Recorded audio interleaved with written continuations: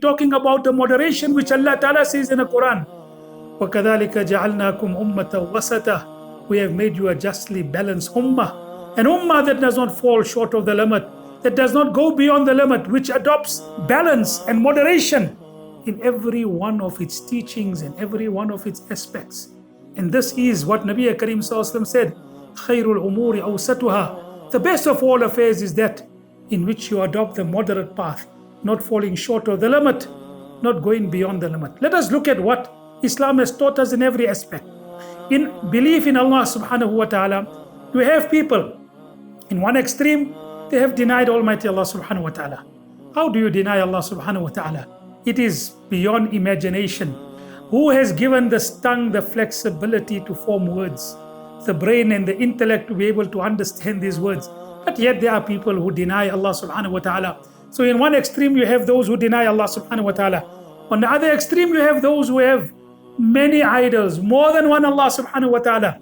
In between these two extremes is the way of Islam. We have one Allah. We believe in the existence of Almighty Allah, but one Allah who is all powerful, all great, all majesty. And He is one that we rely upon Him the way we rely upon no one else. We fear Him as we do not fear anyone else. This is the balance with regard to our belief in Allah subhanahu wa ta'ala. Look at the belief in prophets, in the Anbiya alayhi salatu wasalam. Look at the history of religion. It is in many ways an example of extremism. On one extreme, make him Allah subhanahu wa ta'ala, make him the son of Almighty Allah subhanahu wa ta'ala. On the other extreme, go to this extent that you dishonor him. You do not show him respect. And as the way Allah Ta'ala says in the Quran, وَيَقْتُلُونَ النَّبِيِّينَ بِغَيْرِ حَقٍّ. They even murdered and killed their prophets without any justification. And in between these two extremes is the way of Islam. That we have, on one hand, been very, very careful not to attribute divinity to our beloved Prophet sallallahu alaihi wasallam. Nabi Karim sallallahu alaihi wasallam one day saw a person making dua, MashaAllah, wa masha'a Muhammad. But Allah wishes, what Muhammad wishes. He said, أَتَجْعَلُ لِلَّهِ نِدَّةً. Are you equating me with Allah?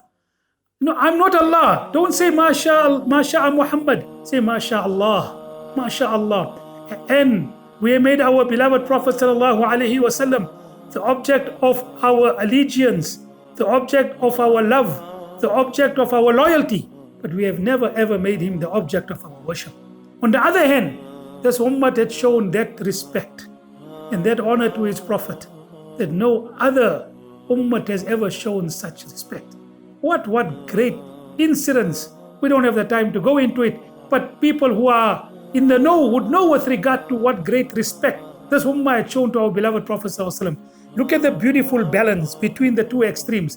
We did not attribute any divinity to our Prophet sallallahu alaihi wasallam, but yet we showed him that respect and honor that no other ummah had showed such respect and honor. With regard to this material world, people have gone into two extremes. What are the two extremes? On one hand, they made this material world the be-all and the end all of all their desires, all their ambitions, and about which our beloved Nabi Karim sallallahu alaihi wasallam used to make dua. Allahumma la tajali dunya akbara hammina, wala mablagha ilmina, wala ghayata raghbatina. Oh Allah, don't make this material world the be-all and the end all of our existence, the reason why we gain knowledge, and do not make it the end of all our ambitions. We do not make this material world our be-all and the end all and the culmination of our desires and our objectives. And yet at the same time, we did not stay away from the legitimate pleasures of this material world. Allah Ta'ala warned us, Ya ayyuhan nabiyyu lima tuharrimu ma ahallallahu lak. Ya ayyuhal ladhina amanu la tuharrimu tayyibat. O Nabi, do not make haram what Allah has made halal. La tuharrimu tayyibat. Do not make haram the legitimate pleasures of this world. In every aspect, there is moderation and balance, even in character. What we have been told is to put the natural faculties in a state of equilibrium. That is good character. Again, no time to explain, but that is good character as explained by our ulama of Sufism.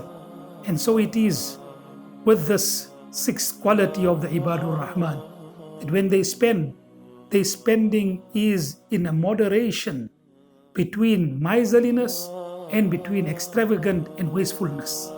May Allah subhanahu wa ta'ala give us that required balance which is part of the forte and the quality of the Ibadur Rahman. Wa akhiru da'wana alhamdulillahi rabbil alamin.